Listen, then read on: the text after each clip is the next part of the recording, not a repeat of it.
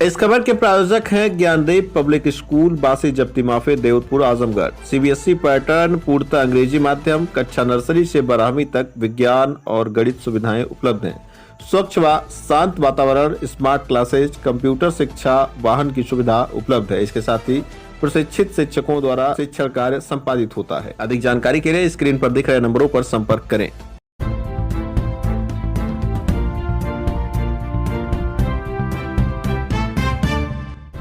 नमस्कार, आप देख रहे हैं तेज न्यूज। मैं हूं आपके साथ विनोद राजभर।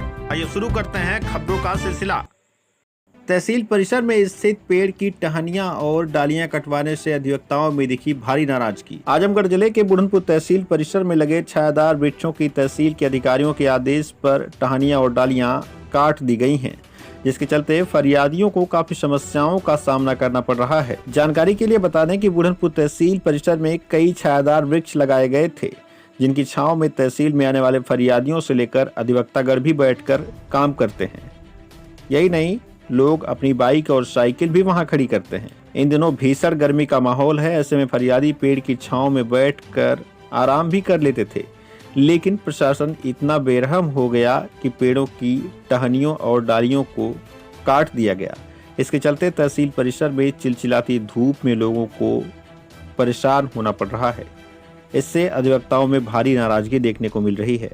तहसील बार एसोसिएशन के पूर्व अध्यक्ष मिथिलेश सिंह ने कहा कि पेड़ों के सहारे फरियादी तहसील परिसर में बैठकर समय काट लेते थे, लेकिन प्रशासनिक अधिकारियों ने इनका यह सहारा भी छीन लिया। अधिकारी तो एसी में बैठकर खूब मजे ले रहे हैं, लेकिन जो फरियादी हैं 20 किलोमीटर दूर से साइकिल चलाकर तहसील में आते हैं, वह पेड़ की छांव में बैठकर आराम करते थे। लेकिन इन अधिकारियों को यह भी नागवार लगा और उन्होंने पेड़ की इन टहनियों को कटवा दिया। उनका कहना है कि जिन्होंने भी ये कार्य किया है उन पर कड़ी कार्रवाई होनी चाहिए। वहीं तहसील बार एसोसिएशन के पूर्व मंत्री रामविनय सिंह यादव ने भी प्रशासनिक कर्मचारियों के इस रवैये का जमकर विरोध किया है। फिलहाल इस संबंध में तहसीलदार शिव प्रकाश सरोज से बातचीत की गई तो उन्होंने बताया कि उपजिलाधिकारी द्वारा वन विभाग के क्षेत्राधिकारी से पेड़ों की लटकती टहनियों की कटाई कर पेड़ को गोल आकार देने और उसे खूबसूरत बनाने को कहा गया था, लेकिन वन विभाग के अधिकारी द्वारा किसी वन विभाग के कर्मचारी को भेजकर पेड़ों की मोटी मोटी डालियों को कटवा दिया गया। इससे छायादार पेड़ का अस्तित्व ही खत्म हो गया। इसकी जानकारी जब तक हम लोगों को होती तब तक वह सभी पेड़ों की डालियां काट चुका था। जब हम लोग तहसील में आए तब देखा कि पेड़ की बड़ी बड़ी डालियां काट दी गई हैं। यह कार्य भूलवश हुआ है। हम लोगों का ऐसा कुछ इरादा नहीं था कि फरियादी और तहसील में आने वाले लोगों को किसी तरह की समस्या हो। यह महज एक भूल है और भविष्य में ऐसी गलती न दोहराने की बात तहसीलदार ने कही। फिलहाल हम देर न करते हुए अधिवक्ताओं का वह वक्तव्य सुनाते हैं, जिसमें उन्होंने अपनी नाराजगी व्यक्त की है। मैं मिथिलेश कुमार सिंह एडवोकेट, तहसील बुढ़नपुर का पूर्व अध्यक्ष हूँ। अच्छा, आप बताइए पूर्व अध्यक्ष। जी हाँ। और इतनी तपिश वाली गर्मी है। हाँ, बहुत गर्मी, बहुत ज्यादा। फरियादियों का आसरा जो है छीन लिया गया, एक तरह से कहा जाए। फरियादियों को जो पेड़ के नीचे बैठते इस तपिश। हाँ, ये तो है ही है। ये प्रशासन की बहुत बड़ी भूल है कि ये इस प्रचंड गर्मी में और इस तरह से ये पेड़ की डालियां सब काट दी गई हैं, जिससे हमारे तमाम बातकारी साथी आते थे, तमाम अधिवक्ता अपनी गाड़ी खड़ी करते थे, शासन प्रशासन की भी गाड़ियां खड़ी होती थी उसी के नीचे। लेकिन यह पेड़ काट करके बहुत घृणित कार्य किया गया है। हमारे तमाम अधिवक्ता इससे आक्रोशित हैं। बगल में हमारे गुप्ता जी का चैम्बर है, वहां सब डालियां काट दी गई। दिन धूप में रहते हैं, यहाँ हमारे हाल में तमाम धूप आती है, हमारे अधिवक्ता साथी रहते हैं। यह जब के चैम्बर के सामने पीपल के इतना अच्छा पेड़ था, जिसमें छाया में तमाम महिलाएं बैठती थी और सब क्लाइंट बैठते थे, सारे उसको पगवा दिया गया। मेरे समझे में आता है कि वन विभाग वाले कटवाए कि तहसील प्रशासन वाले कटवाए, किसने कटवाया, लेकिन सारी डालियां काट करके एकदम इसको खराब कर दिया गया। और पेड़ के कटिंग का समय होता है, उसको बरसात के समय काटते, जाड़े के समय काटते, इस तपती धूप में इस तरह से पेड़ काट करके और सबके लिए परेशानी हो गई है। कई एसडीएम साहब चाहते हैं कि चिलचिलाती धूप रहे। नहीं, एसडीएम साहब क्या चाहेंगे? चिलचिलाती धूप क्या? उनको चिलचिलाती धूप, यहाँ पब्लिक परेशान हो रही है। पब्लिक इसी वजह से ना आए भाई। जैसे वो यह सोच रहे होंगे कि अगर पेड़ कट जाएंगे, डालियां कट जाएंगी, धूप होगी अधिक, तो लोग ठहरेंगे नहीं तहसील में? नहीं, ऐसी बात नहीं, ठहरने बीड़ने नहीं, जिसकी समस्या रहेगी, कोई काम जिसका रहेगा वो तहसील अजबे करेगा। इस धूप में लोग उसी पेड़ के नहीं, हम बैठते थे, तमाम लोग पेड़ के नीचे बैठते थे, पेड़ की छाया में लोग बैठते थे। अब बिल्कुल छीन लिया गया, या इस समय पेड़ काटने का कोई औचित्य नहीं था।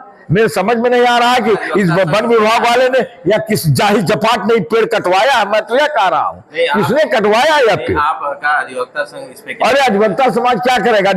यहाँ से तो तमाम साखू सागौन के पेड़ कट के चले गए, लद के चले गए। अधिवक्ता आंदोलन किया, अधिकारी बच गए और नाजिर नप गया। उसमें हमेशा छोटा कर्मचारी मारा जाता है। अभी हम लोग कोई आंदोलन करेंगे तो छोटा कर्मचारी बेचारा फंस जाएगा, सस्पेंड हो जाएगा, अधिकारियों को कुछ नहीं होगा। या किसकी भूल हो सकती है? अब ये अधिकारियों की भूल है, इनके शासन प्रशासन की भूल है, तहसील कैंपस का मामला है, या एसडीएम को संज्ञान में लेना चाहिए, तहसीलदार साहब को संज्ञान में लेना चाहिए। उच्च अधिकारियों से क्या चाहते हैं?